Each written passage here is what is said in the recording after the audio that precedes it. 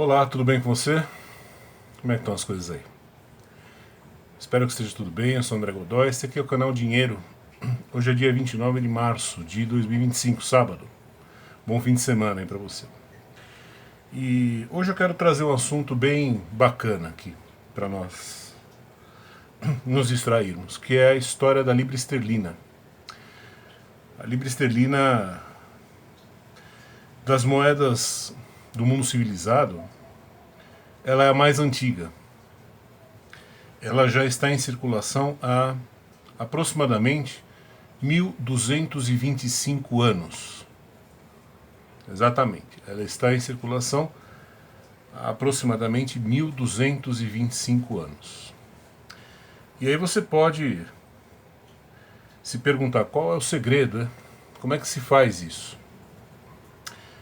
Bom, acho que a primeira coisa que a gente tem que pensar quando o assunto é libra esterlina é que se trata de um milagre que não é muito fácil de reproduzir, porque se você fundar hoje uma nova moeda, criar hoje uma nova moeda, você vai precisar de 1225 anos para chegar onde eles estão hoje. E você vai precisar que muita coisa boa e inteligente seja feita na economia do seu país, porque isso ajuda. É claro que, veja, nós estamos falando de ano 800, então a gente está recuando bastante no tempo. Era um mundo completamente diferente, era uma situação que não tem nada a ver com o mundo de hoje. Agora, existe uma característica invariante do país emissor ao longo dos séculos, ao longo dos milênios, né? A Inglaterra, ela sempre foi um país muito aberto. Às vezes até aos nossos olhos, excessivamente aberto. A gente não pode se esquecer de que o Império Britânico já foi chamado de o Império onde o sol nunca se põe. Eles tanto tinham colônias como os Estados Unidos, como eles também tinham colônias como a Índia. E muitos paisecos lá do Oriente Extremo, enfim, muitas regiões. O inglês ele sempre foi um cara muito dado ao comércio. Ele sempre, tanto é que, veja, não é à toa que Adam Smith fez o que fez na Grã-Bretanha. Adam Smith não era inglês, ele era escocês. Mas tá tudo ali, né? É bem verdade que a ideia de liberalismo econômico ela não é do Adam Smith, ela foi proposta pela primeira vez por padres jesuítas espanhóis, se não me engano, Salamanca, Universidade de Salamanca, mais ou menos uns 300 anos antes de Adam Smith ou mais. Acho que foi por volta do ano 1200, 1300 que os padres espanhóis jesuítas vieram com a proposta de liberdade econômica. Mas foi Adam Smith quem deu voz a essa ideia. É um país que tem um idioma que favorece muito.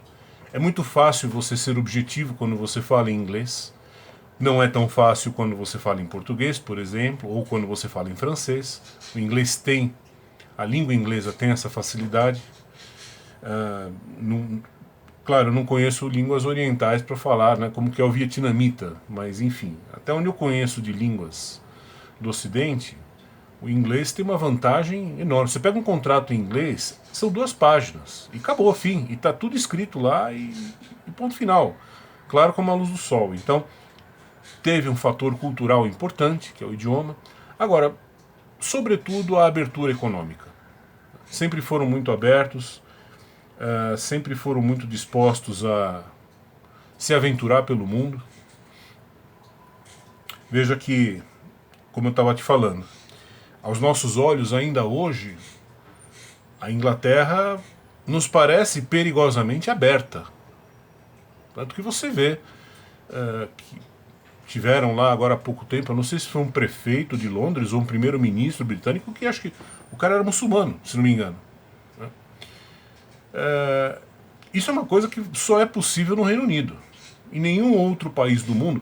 Seja isso bom ou ruim, veja, eu não estou entrando no mérito, eu não quero entrar na discussão Olavo de Carvalho, tá? Que os muçulmanos vão destruir o mundo, que a cristandade, tá? Não, eu estou fora dessa conversa. O fato é que em nenhum outro país isso seria possível, tanto que até hoje não houve. Nunca houve um presidente muçulmano na França ou na Alemanha ou na Suécia, que são, né, tidos como lugares, porque não é da tradição dos caras, né? O sueco, ele é um cara, ele não é um cara aberto, ele é um cara hipócrita, é diferente. Ele é um cara que sinaliza virtude, né? É gente tipo Greta Thunberg, certo? E o espírito do inglês não é esse. O espírito do inglês realmente é o do cosmopolitismo. Eles são cosmopolitas. Não eram, né? Bem na verdade, assim, se você for retroceder até mais ou menos o ano 1200, a Inglaterra ela era uma espécie de Zaire com um povo de olho azul, basicamente. Eles estavam indo mais ou menos bem, até que naquele momento eles tiveram lá um arranca-rabo com os judeus, expulsaram os judeus em 1210.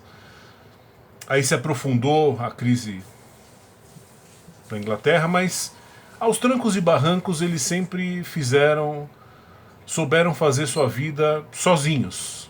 Sozinhos que eu digo, não no sentido do isolamento, mas eles nunca dependeram deste ou daquele povo em particular para se dar bem, para entrar na história. É um povo que, o povo inglês é um povo que construiu, os britânicos são um povo que construíram a sua história com as próprias mãos, né?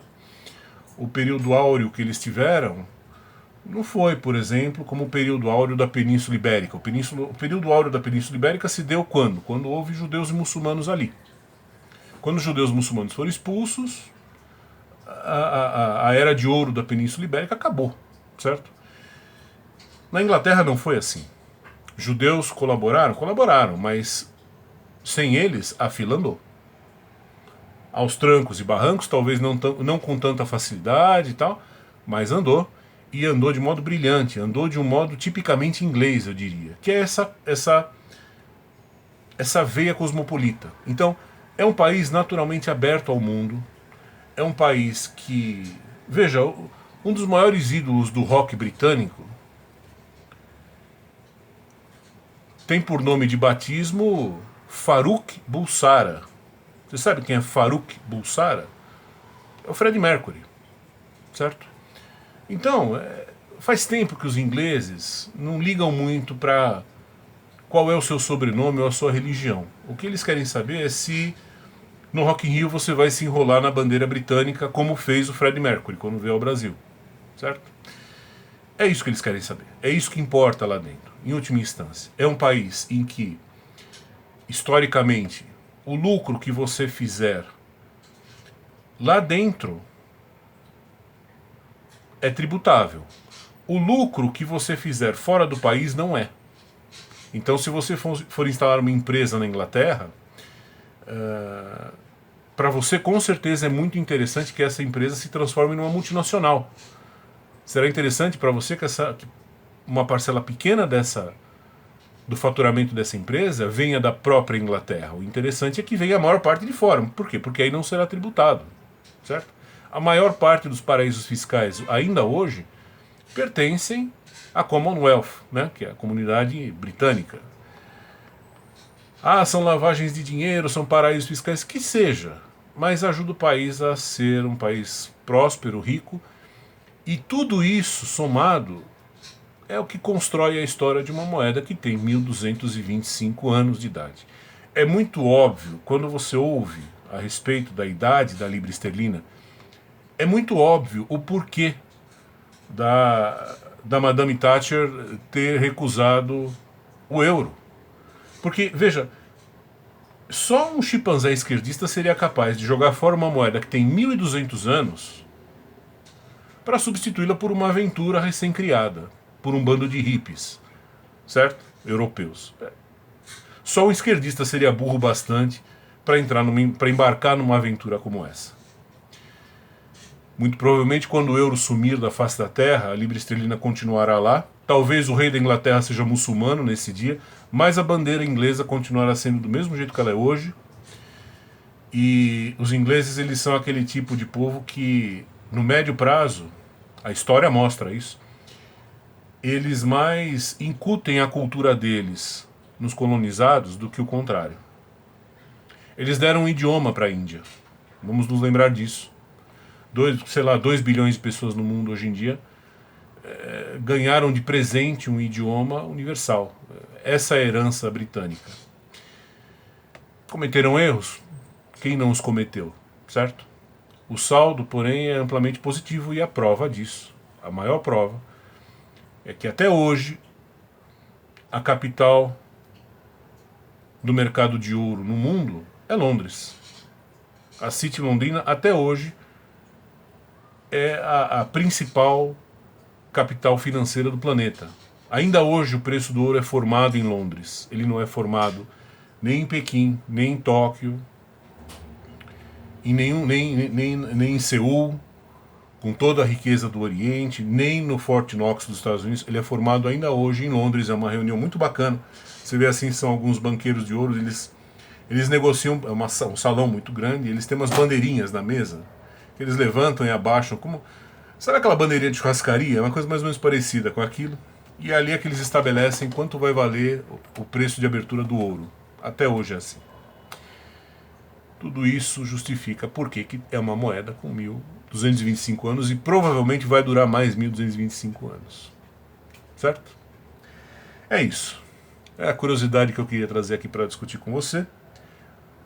Bom fim de semana e um abraço. Até mais. Tchau, tchau.